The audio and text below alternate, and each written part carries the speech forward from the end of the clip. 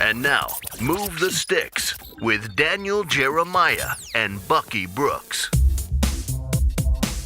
What's up, everybody? DJ Bucky here. This is our Move the Sticks 10 takeaways from what we've seen in the NFL action that took place today. Buck, how you doing, man? Man, I'm good. It was a great football Sunday. Obviously had fun on the desk with you. Then I jumped on the couch for about an hour. Larry King came through, and then I watched the rest of the games. Kind of the house. I did see you with Larry King. You did the couch show today on NFL.com. What's Larry King have to say about the NFL right now? Oh, he's just talking. He had a new Dolphins jersey on. I think he had Cam Wake today. Last time I was with him last year, he had Ryan Tannehill. And they got a loss tonight, so I'm sure he's not real excited about his Dolphins. That's spoiler alert. That's gonna be our number 10 in our 10 takeaways. Not Larry King, but actually what took place in the Sunday night football game. But let's not mess around here. Let's jump right into our first takeaway from this week's action. And Bucky, the first one, I try to keep things positive, but I can't here. The Giants, the New York Football Giants. This is a team that's very much so in the mix for the number 1 pick. And the Giants are going to fall to 1-7 for the first time since 1980. And they'll have lost their first 4 home games of a season for the first time since 1980. Yeah, that's the voice of despair right there, Buck. We watched this game. We're on TV doing that show today, Game Day Live. And has this team quit? Because I hate using the Q word. But, man, the effort was horrendous in this game by the Giants against the Rams. No, they didn't look good. They didn't play well. They gave up 50-plus points. Defensively, there are number of chances that we saw their guys that they had opportunity to make tackles. They didn't do it. They just didn't play with the kind of energy that you expect to see from a pro team. And then when you look back over the last 2-3 weeks, they've had a number of big-time players suspended, not dressed out. You're beginning to wonder if the players are really buying into what Ben McAdoo is selling. And if they're not buying in, if you're Ben McAdoo, how do you change that? How do you change the narrative that currently exists in your locker room? The next 7 or so weeks will determine a lot about where the Giants are going in terms of going forward and how they should really figure out how to rebuild their team with that number 1 pick potentially in their back pocket. Yeah, look, Odell Beckham Jr. not being there is big, but there's a lot of other teams with star players out of the lineup that are finding a way to be competitive. If you'd have told me at this point in time in the season that the Jets would be where they are and the Giants are where they are, never would have bought it. This team is a bad football team. And, like you can't put all this on Eli. He doesn't have many receivers. But I think when you look at his age and where they're going to be picking, they're 1 win. I mean, they're right there. The Niners and the Browns, the only teams ahead of them here as we look towards the draft. They're got a chance to be a top 3 pick, if not a 1 or 2 pick. And in my opinion, Buck, where they are, the age of the quarterback, they have to take one. Oh, I think you take the quarterback. Like, I don't care what Eli and how long he's going to be there. I think you take one of the quarterbacks. If one of the big 3 that we talk about are there, you have to take them. And I think you take them knowing that maybe not in 2018, but in 2019, he is going to be the starting quarterback. Love what Eli's done for the Giants. Love the fact that he's won 2 Super Bowls, 2 Super Bowl MVPs. But now, looking at their team, it's about finding a younger quarterback to lead this team into the next decade or so. Well, talking about number 1 picks, that gets us to number 2 on the takeaway list. What do you got, Buck? Goff and Wentz are definitely worthy of being the number 1 and number 2 picks overall in 2016. 3rd down, 33, 9.5 to go. Bubble screen left side, Robert Woods charging ahead, 45, breaks inside 40, 35-30. Robert Woods, first down 20, 10-5, touchdown, LA! On first down, Ajayi gets, no, it's a fake. Pass to Jeffrey in for the touchdown. What a Wentz beautiful play. set it up with a fake into the belly of Ajayi, took it back, and went to Jeffrey, 32 yards. You know, DJ, there was a lot of conversation about these 2 guys and how these 2 guys were not worth what their teams were giving up to get in a position to be number 1 and number 2, to take them 1 and 2 off the board. But I think in a year's time, we have seen that both of these guys are not only franchise quarterbacks, but these guys have the opportunity to be superstars in this league based on how they're playing and based on how the teams are constructed around them. Yeah, I think to me, this is a beautiful example of getting a player on the field finding out what he does well and what will work well around him. And then that second year, that first offseason after you've seen these guys play for a year, I thought both those teams did a beautiful job of building up talent around them where they could showcase their talents. I mean, Jared Goff, Buck, he doesn't look anything like the guy we saw last year. Nothing. No, nothing like the guy that we saw a year ago. And, I mean, look, the conversation heading into the season was Jared Goff may be a bust. The L.A. Rams may have to move on and get another quarterback. That's how quickly people had kind of soured on Jared Goff. But then you look up and on the season, over 60% completion rate, 13 touchdowns, 4 interceptions, 97.9 passer rating. Coming off the best game as a pro, I think, today we had 311 yards, 4 touchdowns, no picks, and we saw him use the entire repertoire that we saw him use at Cal. I mean, he's outstanding. Carson Wentz, you look at his season, 23 touchdowns, 5 picks, 104.1 passer rating, MVP candidate, 4 touchdowns today. Even though he didn't have over 200 passing yards, we're seeing him kind of command everything, control the team. The team is definitely built around him. And so for both of these guys, both franchises have to be excited about their young quarterbacks, because when you solve that piece of the puzzle, it makes it so much easier to build the rest of the team around them. Yeah, and I remember going back into that draft, okay, maybe it's not a sexy draft, and maybe these guys have got pushed up or elevated up the board a little bit higher than they should. That was kind of the narrative, but those teams were desperate at the position, and they had to do it. Now it's looking like not only were those guys worthy of going 1 and 2, they were worthy of the aggressive trades that took place to go up there and get them. So hats off to Howie Roseman for going up there with the Eagles and going up to get Carson Wentz, and I think you got to tip your cap. I mean, look, Jeff Fisher's taken a lot of ammo for all his failings in a long career here with the Rams. It did not work out well. I think they upgraded the head coach position. I don't think anybody would doubt that. But him and Les Snead together making that decision to go up and get Jared Goff, you got to give him credit. Yeah, you have to give them credit because they made a move. They made a bold move to get the California kid. There was some conversation about whether Wentz or Goff, which one would be better suited to play in L.A. Jared Goff has now shown that when surrounded by the right coach, he is a big-time player. He can make all the throws. He can do special things. I'm excited about watching the Rams play. And then with Carson Wentz and the Philadelphia Eagles, I think the excitement is twofold. You not only have a quarterback who is really playing at a high level, you have a team that is multifaceted on both sides of the ball, a team that is built to be a championship team. This team has everything. When you really look at them, they don't have a glaring weakness. We can talk about the secondary, but they're getting the reinforcements back. Ronald Darby's coming back. Sidney Jones is going to get on the field at some point. They're going to be fine in the back end. Their front seven is outstanding. It's particularly that defensive line where they can just roll waves of bodies. And then by making the move to pick up Jay Ajayi, what they have now is a full and complete stable of running backs. They can attack you any number of ways. They've done a really good job of quickly assembling a team that looks like it has championship written all over it.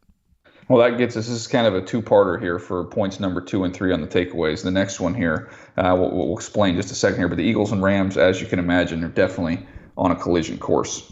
Geno Smith takes a knee, and we are done at MetLife Stadium. The Rams put up 51 points, a career day for Jared Goff. Final score, the Eagles 51, the Broncos 23. What a one-sided game. And the Eagles enter the bye 8-1 with the best record in the entire National Football League. So December 10th at the Coliseum, you're going to have the Philadelphia Eagles traveling to take on the Los Angeles Rams. Buck, this is a collision course that looks like it could be for home field advantage if this kind of holds the way these teams are rolling right now. So circle that date on the calendar right now, December 10th, Eagles-Rams. That'll be a big one. Oh, it'd be a huge one. Great game to watch. It's a great game with all kinds of playoff implications. The LA Rams have really put themselves in a nice position in the NFC West. The way they play, each week they're adding pieces to the puzzle. When you look at the players that they're involving in the game plan, the way they're playing, the different things that they're doing, they're trending in the right direction. And then the Philadelphia Eagles are the front runners. They are really, really playing outstanding ball on both sides of the ball, and that quarterback continues to flourish. This is going to be a marquee matchup when they match up in the early part of December. And one thing about the Eagles, too, I think you look at them having the best record in the league, and a lot of times you have teams that have a hot start like this. You look, man, they've had the benefit of great health. They've lost their left tackle in Jason Peters, a key ingredient on offense and on special teams in Darren Sproles. Fletcher Cox has missed some games along the way. Zach Ertz did not play today. So they've had, look, Jordan Hicks, their middle linebacker's out. He's out for the year. So they've had some injuries. Darby, who you mentioned a little bit earlier, and they've kind of found a way to overcome that. So this is a good team. This is a deep football team, and I think the Rams continue to evolve and grow on a weekly basis. So those are two teams it looks like in the NFC we're going to see on a collision course December 10th at the Coliseum. All right, what's number 4 on the list, Buck? Addition by subtraction works for the Carolina Panthers. McCaffrey behind Stewart. The fake to Stewart, the flip to McCaffrey, trucking left, got it, touchdown, Carolina. Nobody home on the left side. As soon as the pitch was made, that was a touchdown. Great play design. You know, when you look at the trade that the Carolina Panthers made, there's a lot of conversation about what are the Carolina Panthers doing? How could they trade their number one receiver away and allow this team to be better? But I actually believe removing Kelvin Benjamin from the lineup has opened up this team to really the possibility of being a team that not only gets back into the race, but that can challenge one of those top teams in the NFC when it comes down to the championship. And the reason I say that is because Marty Hurney is basically reshaping this team into the way that the Panthers were when they were at their best under him. Big receiver, speed receiver, dynamic quarterback, running game. Cam Newton now has the opportunity to throw to Russell Shepard, Curtis Samuel on the outside, as opposed to having two big bodies in Funchess and Benjamin. It creates more room in the running game because now the safety has to lean over to the speed receiver side, doesn't necessarily put all those bodies in the box, and it allows Cam Newton to have more success pushing the ball down the field. And to be honest, I think he plays better when more responsibility is on him. He is a guy that actually does better with less than he does with more, as crazy as it sounds, because today he kind of played like the MVP Cam that we saw 2 years ago. How about Christian McCaffrey getting 15 carries today? Had 13 carries in the opener, has not had double-digit carries since. So they get him 15 carries. He gets 66 yards, 4.4 carry. I think it's time now, Buck.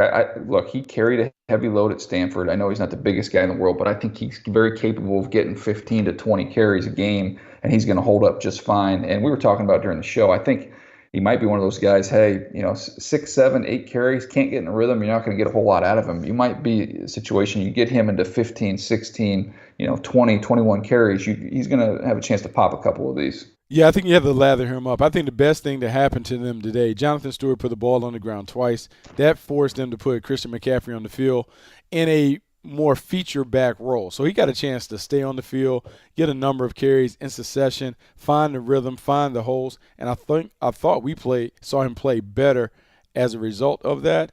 Didn't get over 100 scrimmage yards, but he played really well. 66 rush yards, 28 receiving yards.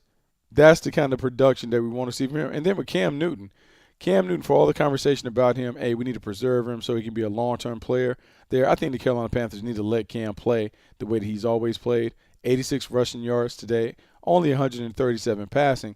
But that kind of production in the run game typically leads to success for the Carolina Panthers because now teams have to focus on him as a runner. That allows those guys to have one-on-one on the outside, makes it easier when he does decide to pass. All right, Buck, I'm going to switch over to the Falcons here real quick before we move on. I'm going to tell you a story that you're going to think has nothing to do with football and has nothing to do with the Falcons. But I'm going to tell you a story about me driving cross country and how this is going to help solve the Atlanta Falcons problems. Okay, I'm driving cross country. Got to drive back to App State over the summer. Me and my brother in the truck, going to drive straight. We didn't want to stop. We just wanted to get there.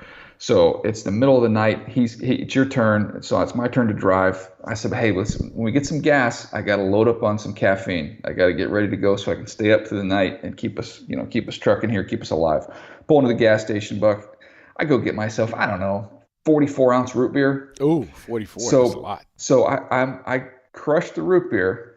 My brother's asleep. He wakes up. It's like 4 o'clock in the morning. I've been driving through the night. He goes, how you doing? Oh, I'm doing great, man. Just got all this caffeine, this root beer, good to go. He goes, what? I go, no, the caffeine. I'm wide awake. He goes, no. What'd you say you were drinking? I said, root beer. Goes, there's no caffeine in root beer. But it's the placebo effect, right? So this is how I get to the Falcons. Do I think that all their problems are because of their offensive coordinator, Steve Sarkisian? No. But I'm kind of to the point now where I think it's a situation where if you were to make a change at that position, maybe you can trick people in this offense into thinking it was his fault and that you can get them back on track with a new voice. Because right now it is not working. No, it's not working, and I actually was optimistic that it would work. I think he's challenged in the fact that he's an offensive coordinator who comes from his own system, but he is being asked to run Kyle Shanahan's offense. And if it's not your baby, you don't necessarily know all the ins and outs and the things that you need to get it to run successfully. And so they have an identity crisis. The Atlanta Falcons don't know who they are on offense. Are they a running team? Are they a throwing team? What does Matt Ryan do? How can we get him to play at an MVP level?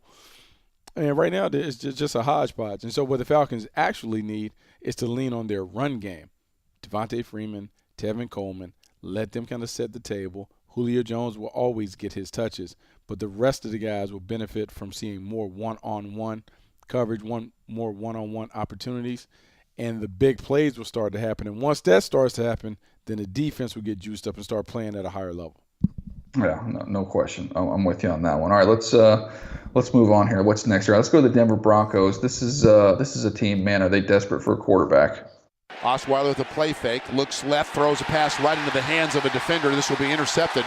Got in front of Demaryius Thomas and now down the sideline, forced out of bounds. That was Patrick Robinson, the 8-year cornerback out of Florida State. I always say, Buck, you've got a quarterback, you've got a chance, no matter what the rest of your roster looks like. It's to me, when you look at this Broncos team, and I don't want to use the word quit. I don't think it was as bad as what we saw from the Giants or what we saw from the Bucs.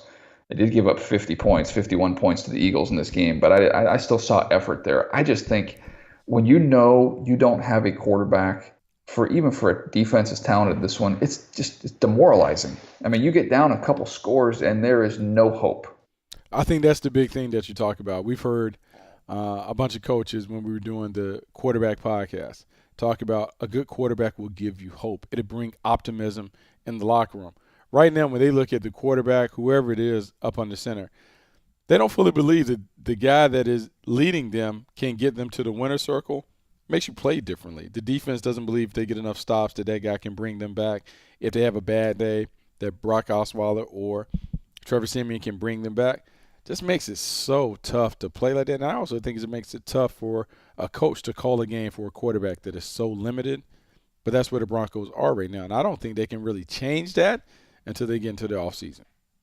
And trust me, coming from an organization, having spent 4 years in Baltimore where, except for I believe the last year was when McNair came in, we had some success. But if you're winning and you're a lopsided football team, it's fine.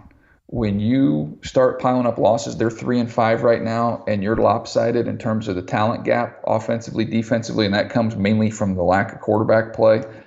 It's going to be tough to hold the locker room. It's tough to hold that together because it becomes very much a us versus them in that locker room because you just know, hey, we're good enough, they're not. Yeah, I mean, I think it's very much a us versus them. And you think about the loud or the strong personalities that are on that side of the ball for that team. Aqib Talib, Chris Harris, some of the other guys that speak up and chirp. Yeah, I think it would be challenging for that offense every day in the locker room to have to look at that defense and know that they're not getting it done. They're not holding up their end of the deal. All right, what's number 6 on the list here? The Saints are legitimate contenders due to their running back combination and their surprising defense. 1st and 10 Saints at the Buck 33. Breeze setting up the screen. Kamara with some running room near sideline. Down to the 20, down to the 15, inside the 15, and he's still on his feet, and he will score. It looked like he was going to be down around the 10-yard line, but the slippery rookie out of Tennessee takes it 33 yards for the touchdown. DJ, when I look at the New Orleans Saints, I think they're for real. And they're for real now because Sean Payton has figured out who the Saints are. They are a team that is less reliant on the quarterback now than ever. They have 2 star running backs that can get it done, Mark Ingram and Alvin Kamara. Since they got rid of Adrian Peterson, both of those guys have combined to have over 200 scrimmage yards. I think this says a lot about the diversity of their offense. And then defensively, I know you just wrote an article where you talked about their rookie class and how well they're playing, but defensively, those guys are playing lights out. They coming into this week, they were holding people to around 17 points per game in the last 4 or 5 games. To hold the Bucs to 10, yeah, that defense is trending in the right direction. Yeah. To me, they got a little swagger going to them. I actually went and pulled up my Kamara because I've heard it both ways. Kamara. I like the sound of Kamara better, but I guess I've been doing it wrong. Apparently, it's Kamara. I went back and pulled up my report book from last year. 1-year starter, ideal size, speed, and instincts. Inside runs, slashing, running style, ability to get skinny through the hole, lateral quickness is off the charts, gets up to top speed in a hurry, has surprising power at all 3 levels. Against Vanderbilt, broke 6 tackles on 1 play, has a speed to get to the edge on outside runs. He's elusive in space. He's dangerous in the passing game, natural hands, shows the ability to make special catches, see a one-hander versus A&M. The major knock on Kamara has been the lack of carries during his career. He's never carried the ball more than 18 times. However, he has an elite skill set and could end up being the best running back in this entire class. I mean, I agree. I was a huge fan. I thought he was outstanding. I thought he was terrific. I thought he was another version of Christian McCaffrey in terms of what he could bring to the field. I thought he was explosive when he had the ball in his hands. And I thought he had an opportunity to be a very electric playmaker for his team. And what we're seeing in New Orleans is once they got rid of Adrian Peterson, they were able to really expand the role for Alvin Kamara, and he's been outstanding. He's been terrific. I mean, over 150 scrimmage yards today. The way he's doing inside and outside as a runner and receiver and playmaker, he is a huge mismatch player, and it's a huge advantage for the Saints to be able to exploit him in the matchups that they have against others when you know that defensive backs and linebackers can't match up with him. Side note here real quick. What was more bizarre? Was it Jameis's pregame speech, or was it him getting in a fight when he'd already been out of the game? I mean, I think everything. I think the pregame speech was odd, but Jameis Winston getting involved in kind of like a skirmish because he decided to put his finger in the back of Marshawn Lattimore's helmet. I think that's a problem, and I think it's a problem only because I love his competitiveness. I'm all fully on board with the things that he has done. However, when you're the captain of the team, you're the leader, you're the face of the franchise, there's a certain way that you have to act. You have to kind of have a CEO mentality at all times, and I don't think he exhibited that. And to me, I think it's problematic, especially for a team that is really looking for him to lead them out of this muck. Yeah, look, you're going to climb out of 2-6. You got to have some things working for you. You got to have a fire, which I think we all know Jameis has, no question. But you also got to have a little discipline there. Just a weird day there. Saints all over the Bucs, 30-10 in a game that wasn't even that close. All right, let's keep things moving here. This one, speaking of some weird things that happened, we had a fight in that Saints game with Jameis Winston getting involved in it. But man, the main event that was down in Jacksonville, where the Jags are building a bully, and I mean, I for real, they are really building a bully. Shotgun for Dalton, 4-man front for the Jags. Dropping the throw is Dalton. He's going to get sacked again. Here they come. They waited a while to get going, but now the sack exchange has got it going. Calais Campbell got in there. Another sack for Calais Campbell. I believe he's got 11 now in the yearbook. He's been outstanding. But look, the story of this game was, without question, was the fight between A.J. Green and Jalen Ramsey. Oh, without question, because it speaks volumes about how the Jacksonville Jaguars are changing their mentality when it comes to playing defense, coming to play football, really. They are a physical team. They let their alpha dogs on defense hunt and act as themselves. They take it to the line, and today got a little chippy, got a little feisty because on the edge, you won't find a more physical corner than Jalen Ramsey in terms of the way he likes to put his hands on people, the way he's willing to maul them, choke them out on the outside. He was engaged in a very competitive contest with A.J. Green, had held A.J. Green to only 1 catch for 6 yards. The frustration got the better of A.J. Green, and that is why he lashed out. But the Jaguars have the ability to do that to everybody because they can run it down your throat. They're playing great defense with their D-line, who really has keyed their number one sack assault. And then they got the quarterback playing a little better than we anticipated in terms of just taking care of the ball. Yeah, he's playing a little bit better. Definitely give Blake Bortles some credit here. He has been better. But to me, this game was just about the physicality. Jacksonville runs for $149. They hold Cincinnati to 29 yards rushing. That was kind of just exemplified the difference in these two teams. Just Jacksonville, all that talk about the long training camp practices and maybe they'll wear these guys down. I don't know. Maybe we'll see an effect of that at the end of the season. But right now, this is a team that looks like they've had physical practices and they're playing that way, even without Leonard Fournette and kind of a bizarre suspension for him, missing a couple, it sounds like, a treatment, a meeting, and something else. So he didn't play, and he still go out there and push around the Cincinnati Bengals for a big win. Yeah, it's tough, but I think that is a good message that the Jacksonville Jaguars sent when they didn't allow Leonard Fournette to play. If you can sit down, arguably your best player, and tell him, I'm sitting you down because you didn't comply with team rules, I think the rest of the team gets that message.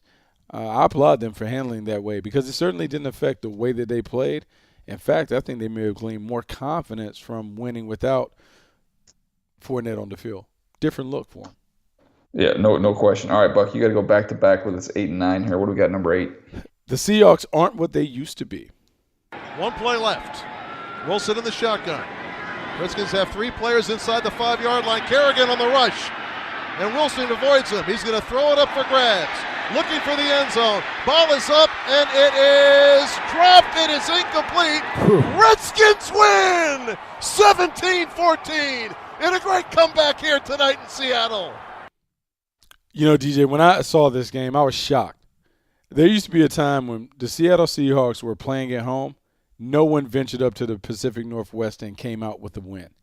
Now you're seeing teams have that kind of success. The Washington Redskins being able to do it in the fashion and the manner in which they did, never would you expect a team to be able to drive the ball the length of the field against that defense that we revered for so long.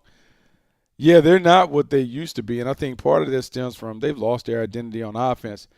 As much as I love the development and the way that Russell Wilson has progressed, they have lost the fact that they were at their best when they ran the football and they were able to run it. They ran it today, but they didn't run it necessarily well. Thomas Rawls had 39 rush yards. Russell Wilson had 77 rush yards, and therein lies the problem. Their quarterback is their best rusher. It should be flipped. They need to find someone who can be a feature back in this offense to help mask some of the issues that they're having on defense. Man, when I looked at this game, I was with you, Buck. Washington missing 6 starters in this game, including 3 offensive linemen. They're going to go on the road at Seattle in that environment and somehow pull off a win. You got 3 offensive line starters not playing. They still gave up 6 sacks, but they did a nice job. I think Cousins fumbled once. Other than that, did a nice job protecting the football and made some plays at the end when you had to. But this again, Seattle couldn't put up enough points. Couldn't get it done against a team playing with a shell of their talent in terms of what Washington brought up there to the Pacific Northwest. But it's not the same team. This reminds me, when I was growing up, been a lifelong Padre fan, as you know. Sorry about the Dodgers again, Buck.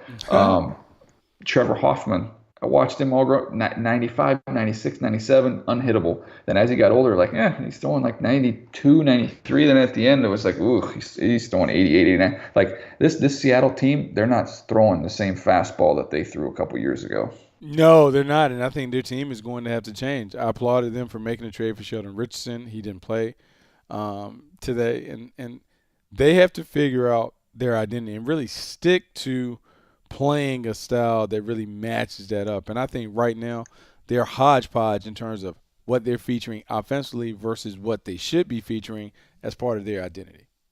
All right, what's number 9 on the list?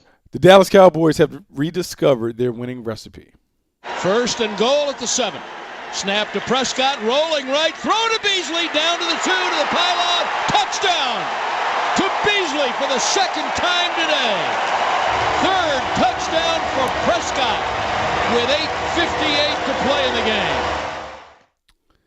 Man, that very impressive win for the Dallas Cowboys.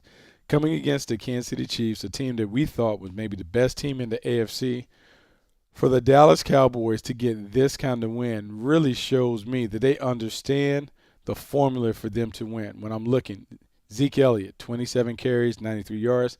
Not necessarily the yards per carry production that you want, but I like 27 attempts. Dak Prescott, 33 pass attempts, 249 yards, 2 touchdowns.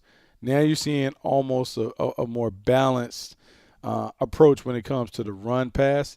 If they can be 50-50 and have success in both avenues, both aspects, it's going to allow their defense to play downhill, meaning when they have the opportunity to play with the lead and they can sit back in that Tampa 2 and really allow their guys to hunt, the Dallas Cowboys are a very, very tough team to beat. Yeah, speaking of Hunt, they held Kareem Hunt to 37 yards in this game. You look at what the Dallas defense did, Buck. You get a turnover from Alex Smith. Finally, he throws an interception. We've been waiting for that to happen. He's been clean throughout the entire year. Eventually had to turn over once here, and he did in this game. Dallas got to him a couple times with some pressures, got a couple sacks. So you limit their rushing attack. You get after the quarterback. You generate turnovers. That's how you get it done. And this Cowboy team, look, they're a couple games or 2 games behind the Philadelphia Eagles. Philadelphia Eagles have a couple tough road games coming in the second half. I think they've got, we have 7 games left, I think 4 on the road. So Dallas very much still in this thing. Yeah, they're very much in this thing. And I think a lot of it depends on what happens with Zeke or Elliott. But even without Zeke, I think they have a blueprint for how to win. And for them to win games, they have to run the ball, be committed to running the ball. When they pass it, spread it out, empty formation. It creates running lanes for Dak Prescott, makes it easy for him to read the pre-snap defense in disguise. And then it's about making sure that that defense continues to play on the string. We've seen in recent weeks that they have been on it. They've been on point. They understand the simple game plan. They're beginning to look at what people are doing to attack them. And the better that they can get at that, the tougher they are going to be. The tougher they'll be to defeat when we get down to the playoff run. No question. All right, let's get to the final one here. Number 10 on the 10 takeaways. Let's go to the Sunday night game. This was the Oakland Raiders and the Miami Dolphins. I still have no idea what to make of either one of these teams. Carr going to throw a bomb deep for the post there for Johnny Holton. Caught! Touchdown! Raiders! Yeah, that's Johnny Holton down the field. Derek Carr, 300-yard passing game, 1 touchdown, 1 pick. They got a little bit of the ground game going with Marshawn Lynch, a couple touchdowns for him. But still, you had a bunch of drop passes, just some uneven play from the Raiders, turnover, sack fumble. The Miami Dolphins on the other side, Jay Cutler's stat sheet looks a little bit better than I thought maybe he performed in the second half of that game. Came out on fire, but he ended up 34, 42 for 311, 3 touchdowns, no picks. Although one of those touchdowns in garbage time. But it's they're weird teams, Buck. I don't know how else to say it. I don't know what you get from these teams from week to week, and this game was kind of like that. Yeah, I think so. I think it is an up and down game. Both teams have really struggled kind of finding their way. I'll talk about a little bit about Miami. I think Miami is closer to finding their identity because they have the right pieces on the outside. They just haven't played together long enough to figure out how to kind of accentuate some of the things that their primary playmakers can do. I do like what they were able to do with the running game. I think their running game is actually better without Ajayi because Kenyon Drake, Damian Williams, both of those guys are able to not only run it, but they can catch it out the backfield. Drake in particular was a little different, gave them a little juice that they hadn't been getting when Ajayi had been on the field. Yeah, no, I think that might be a situation where that trade works out good for Jay Ajayi going to Philly, having a big game, and as well as freeing up an opportunity for Drake and for Williams. Drake definitely the one who took advantage of that 9 carries, 69 yards, including a long one there, 42. So just weird football teams. I don't know what we're going to see from them. Both those teams coming down the stretch. Speaking of coming down the stretch, Buck, we're halfway through here with the season. We've got this Sunday night pod we've been doing, which I'm sure a bunch of people listening to on Monday. But I just want to encourage you, man. I know it's kind of a grind, but whatever we got to do, we just got to keep the Titanic moving, man. Yeah, we just lost a great player, but nevertheless, the Titanic still has to go. That's an all-timer from Cam Newton, is it not? I mean, it's unbelievable. I can't even pretend to jump in his brain and figure out what he was actually trying to say. But I will say that I think he does have to keep it moving. I think the Panthers have to keep it moving. I think today was a big step in the right direction. The other playmakers that will have opportunities to touch the rock because Kelvin Benjamin are gone, they need to make those plays. If they make those plays, then that team will be more cohesive. The way their defense is playing, their defense certainly will give them an opportunity to be there down the stretch. Just need that offense to kind of catch up and make up some ground. I know where he got that, though. If people wonder where he got it from, Chris, we can play it one more time just a second, because if you listen to it, this is the exact same thing that Greg Rosenthal says in the Around the NFL production meetings. Yeah, we just lost a great player, but nevertheless, you know, the Titanic still has to go. Oh my goodness! I can do this all day, Buck. Oh my goodness! All right, it's late. Bucky wants to go to bed. He's already taken off his headset. I think he's left us. We got through our 10 takeaways. Chris filling in for Sully.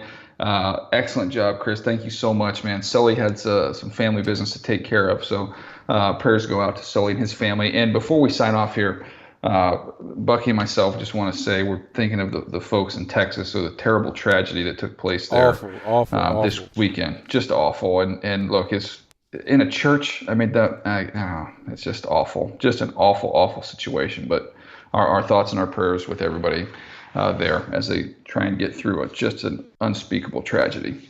All right, hey, it's fun to talk some football. I enjoyed it, as we do each and every week. Yeah, be sure to check out our episode coming up on Tuesday and Thursday. We've got you covered for all of your football needs here on Move the Sticks. For Chris, producer, for Bucky Brooks, I'm DJ. We'll catch you next time. Thanks for downloading Move the Sticks with Daniel Jeremiah and Bucky Brooks. For more, go to nfl.com/podcasts.